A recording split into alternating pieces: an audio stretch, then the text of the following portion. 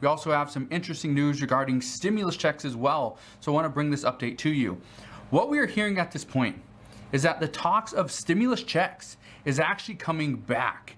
But it's actually for a couple of different reasons, and the main one is mainly due to the unemployment concerns. So I want to explain that in today's video. Again, if you are on unemployment, this is going to impact you. If you are not on unemployment and you have a job or you do not have a job, this is going to impact you. Every single person watching this video that is not a millionaire, this is going to impact you. So make sure you watch until the end, because this is going to start to impact us as we move forward. So here's what we know. Right now, Nancy Pelosi and about 9 moderates in the House of Representatives are pretty much gridlocked. They're pretty much playing chicken with the 2 infrastructure bills that we are going to see, make some headlines this week. And as we get that information, I promise I will fill you in on those updates. But the main thing that is happening right now is lawmakers are scrambling. They are scrambling. Yes, the House is going to be back this week. They're going to be back tomorrow. They will be voting potentially on the $3.5 trillion infrastructure bill, possibly on Tuesday. So just keep that in mind. Right now, the budget resolution bill, this is that $3.5 trillion infrastructure bill, this is hopefully going to pass. But that's not where all the fighting is really coming from. That's not why lawmakers are scrambling at this time.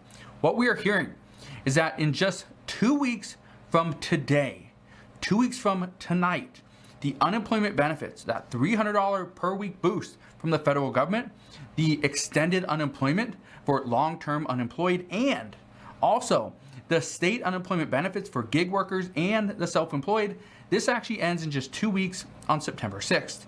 But according to the White House and from President Biden, Janet Yellen, and the Labor Secretary, they are not going to extend the unemployment benefits. It's not going to happen.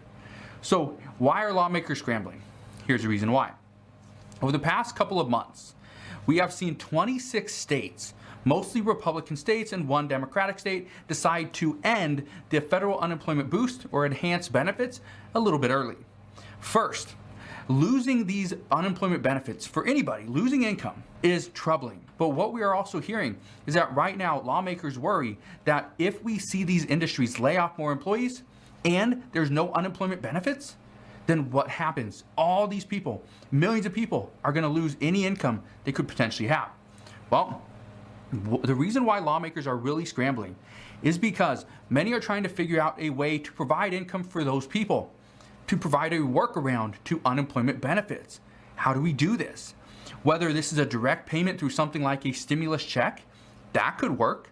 We can't really count on the child tax credit payments as income for those that are unemployed or cannot work or are laid off or whatever you want to call them, because that is money that's been earmarked for children to help those get out of poverty, help them eat, put food on the table, keep a roof over their head. But again, this is money that children need as well.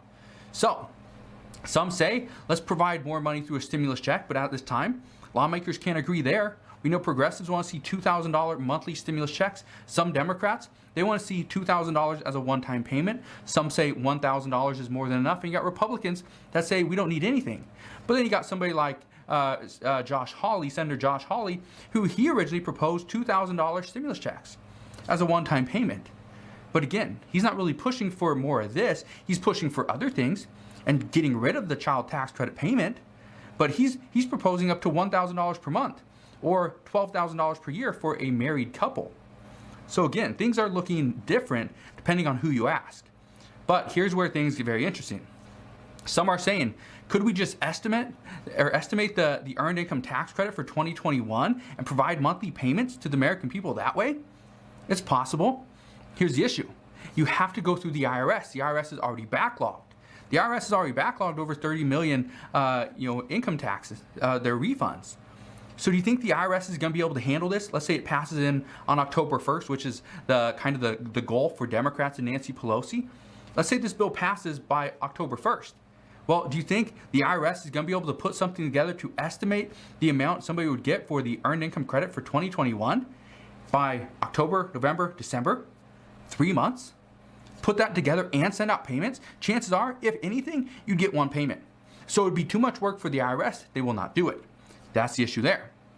Well, what about coming up with a new bill, potentially like the adult tax credit of up to $8,000? Again, it's a lot of work for the IRS. It's a lot of work to put this into place, to put the system into place and to send out the funds when the funds might only make it by the end of December, possibly not even by then. It could take months to get this money out the door. So this is why some are saying if we are going to see more people on unemployment, but potentially have $0 in actual receivable funds because they've collected all their unemployment, well, this means we have to change the rules, or we have to extend unemployment, or we have to just provide a stimulus check. It may not be used to stimulate the economy, but it would be very helpful to help get the American people on their feet. So what we're going to see over the next couple of weeks is many lawmakers, they're going to continue to talk about stimulus checks, but at the same time, even though they're calling them stimulus checks, it's essentially a different type of check. It's essentially a different type of payment because they're going to go to less people. They're not going to really stimulate the economy. It's pretty much just a security blanket for those that are not working, do not have an income, and need more funds to just survive. So that's what we're hearing. We could see additional talks of survival checks, if anything. Now, some say that what has already gone out has already stimulated the economy. This might not help again. For instance, one expert says extending mortgage forbearance will not help those that either didn't take it or do not have a mortgage. And so they obviously are not going to benefit off of this program. Providing more rental assistance is not going to help those that need rental assistance because the states are too slow to disperse the money. That's from another expert. One economist says giving people more nutrition assistance is only going to help those that first qualify for the program. Second, that need more nutrition assistance. If you get, let's say, $400 a month in nutrition assistance, okay, let's say $300, $10 a day, $300 per month. If you do not even use that money, then you don't need to allocate more of your income, your disposable income, towards food. So you're going to have a little bit extra that kind of goes over to the next month.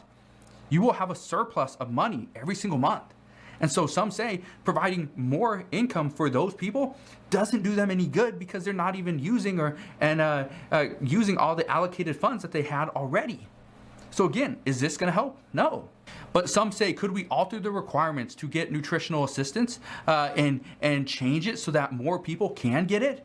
More people that currently do not qualify? Yes, it's possible. But our experts wonder, is Congress going to do it? They say no, they probably won't.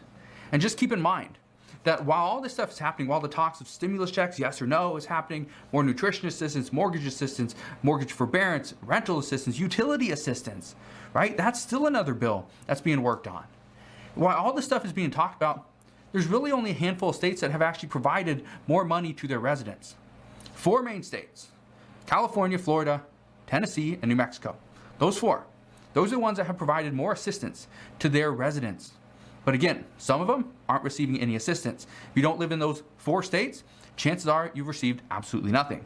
So it's not great. Just keep in mind, though, that the White House is proposing that states use some of their stimulus funds from the $350 billion that was passed to these states from the American Rescue Plan. They are saying use those funds to help your residents, to get them off, back on their feet, get them off of unemployment, get them back into their home, assist them any way you can. So we'll see. Maybe your state isn't providing a stimulus check or direct payment.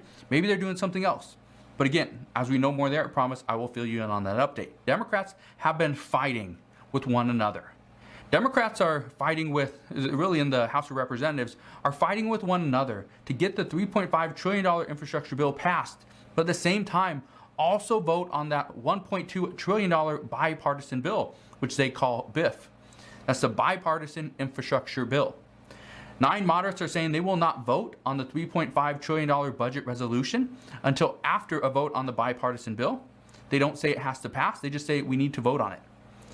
Representative Bordeaux, she said right now, the position of 9 is we are not going to vote for the budget resolution until we get the BIF done.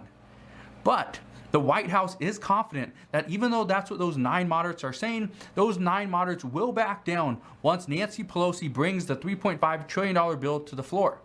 The White House is very confident that these 9 moderates are not going to go against President Biden's Build Back Better plan, especially just 1 year away from the midterm. They say that would be political suicide. So we will see. But here's what you need to understand. If we don't see the bipartisan bill get voted on and these 9 moderates decide to vote against it, this is going to cause even more delays. We're going to experience more delays, and this is something that I said about 2 months ago. That just wait, that is one of the things that Democrats do very well, is that they have delay after delay after delay. Republicans, in most cases, they just push stuff through. But they push stuff through with, a lot of times with power. Now, I'm not saying Republicans are better. I'm not saying Democrats are better. All I'm saying is right now we are experiencing delay after delay after delay.